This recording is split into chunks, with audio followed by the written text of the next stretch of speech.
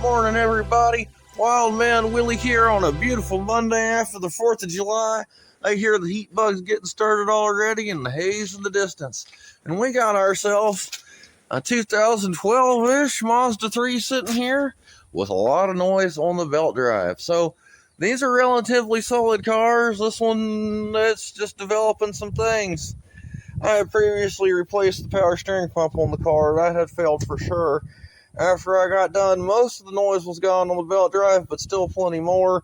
Has leak, slow start, yada, yada, yada. We're just going to get rid of the problems. So today we got a water pump.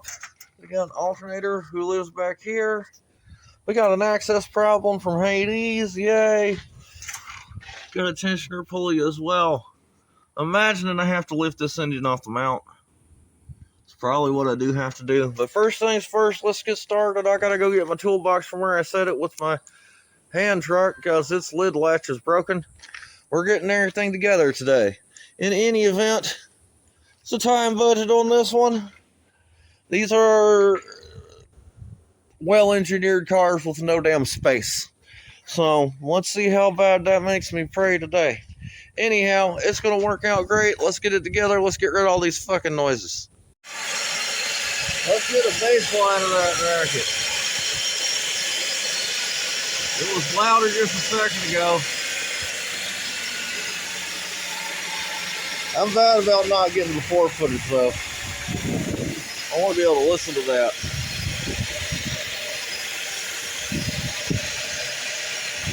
Heck, I can't isolate it. It growls when you first start it. Let's see if it growls under rev.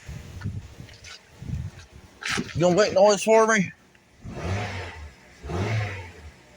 Well, not so much. Let's restart. It's a bearing and something on that belt drive.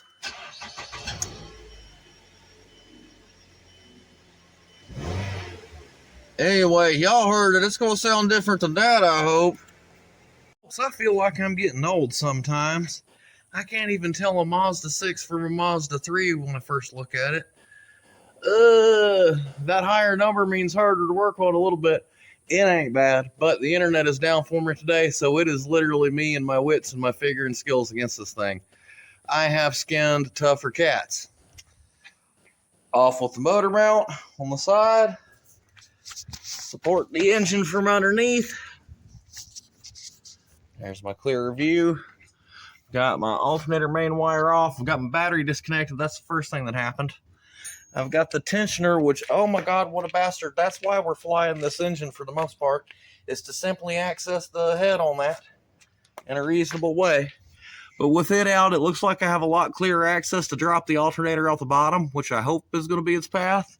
There might be a way up through here. We're going to find out together. Water pump up here, so I'll raise the engine a little bit to access that.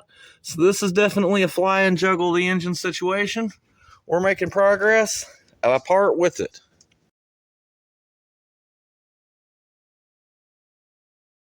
Holy crap, kids, that one beat me up just a little bit. But we got all the disassembly done. As you can see, I got the alternator out. I pulled it out through the top after getting everything loose. I got the tensioner out. Then I was able to get the idler out. Got a nice replacement idler there. Water pump, got it out. Boy, I had to beat the hell out of that to get it to come out of there. It was unscrewed, but that is a hell of an O-ring, so I'm going to have fun installing the new one, I'm sure. Yay. Got a quality ASIN unit to go back. Should be what came on this car. Thermostat housing, that came off last. So now it's time for me to clean everything up and start putting it back together in the order it came out. A lot of nasty crap here. This car leaks quite a bit. I'm pretty gross. You can see what I had to do to get there. There's the water pump hole there. There's the thermostat housing hole over there. That's where the alternator lives, down there. Power steering pump out of the way. Engine lifted. Yeah, happy fun time. Let's go get some brake clean and spray all over this.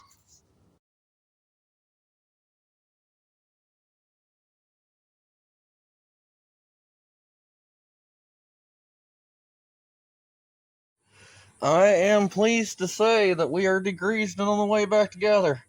I'm writing a song about it. There's a man in Japan who thinks that I have smaller hands, but I'm gonna get it done anyway. Gotta work on it a little bit. Anyway, so that's in there. There's 3 8mm bolts. Hold that in there, and this is an integrated thermostat and housing, and it is made of plastic, and there is little bushings in there where the screws go through. So for this, you tighten it down with your hand, and when it stops wanting to go, that's enough, cousin. It's got a big O-ring gasket in there. That should not leak if you're snug enough. Just walk it in there. Up next is my water pump, as that was the last thing out before that. We're going to get the hoses plugged on it. But signed and dated, I'm elated. Let's see if we can get this done. Late afternoon now. We're getting there.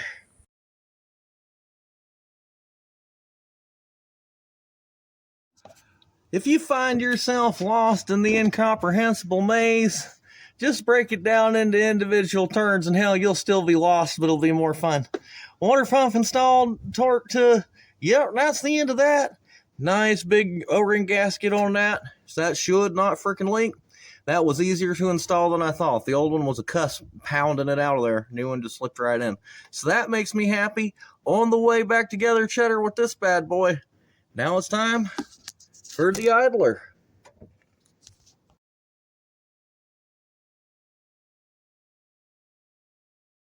Boy, that bolt felt like it was 2 feet long. Pay close attention to your spacer that goes on the back, the retention clip that holds the spacer to the bolt, and make sure everything's lined up. But that's not too hard to do. It's just one bolt that you can't hardly reach. Happy bearing. Made in Philippines bearing. So that's in. Up next is the alternator itself. Old alternator has this bracket. This bracket is what holds the heat shield slash cooler vent pipe to the back of it. So that looks like 2 10mm bolts. Might be 8s. We're going to crack them loose. We're going to swap that over to the pretty new unit. Then we'll get that flown in. It is all coming together one piece at a time here.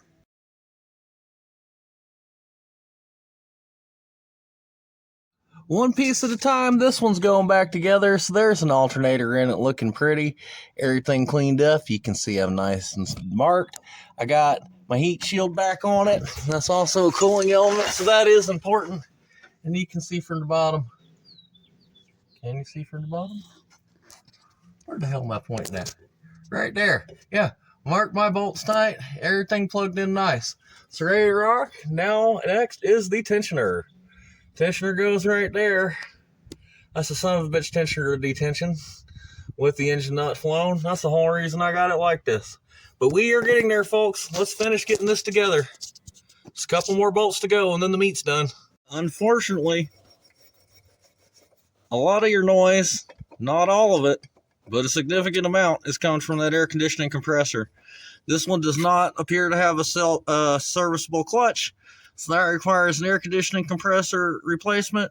Unfortunately, I am not licensed to do that work, so you'll need to round that up. The air conditioning, I would not use it at this time. Hopefully that'll keep spinning until you get a new pump on it. The rest of it made noise too, but that's the last piece of it, and I'm not licensed for the Freon.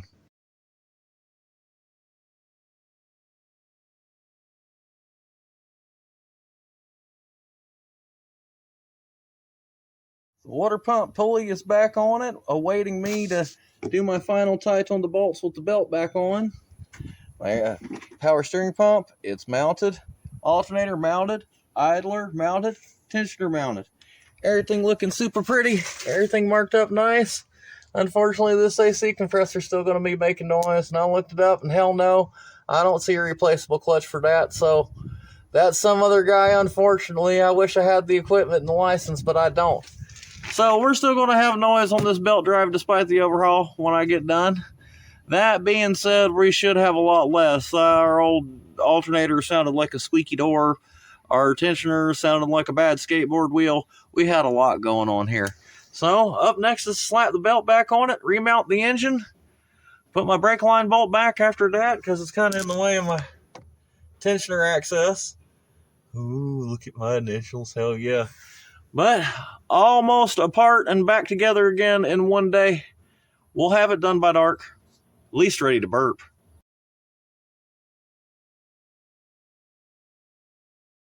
Crap be working me hard today. That is quite the juggle to hold that tensioner on this guy. I had to get it turned and hold it with my knee while I squat it and pull the belt over the power steering pump.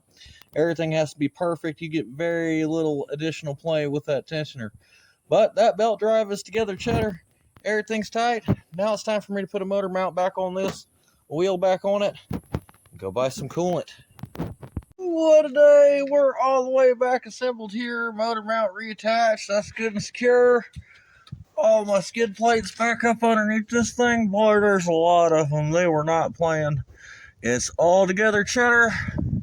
Looking good inside and out. So now I got to put a wheel back on it, drop this on the ground, and add coolant. Adding coolant may be a tomorrow thing. I'm about beat. But this wheel's going back on this. And this is a belt drive field stripped and reassembled on a Mazda 6 in one long, hard day.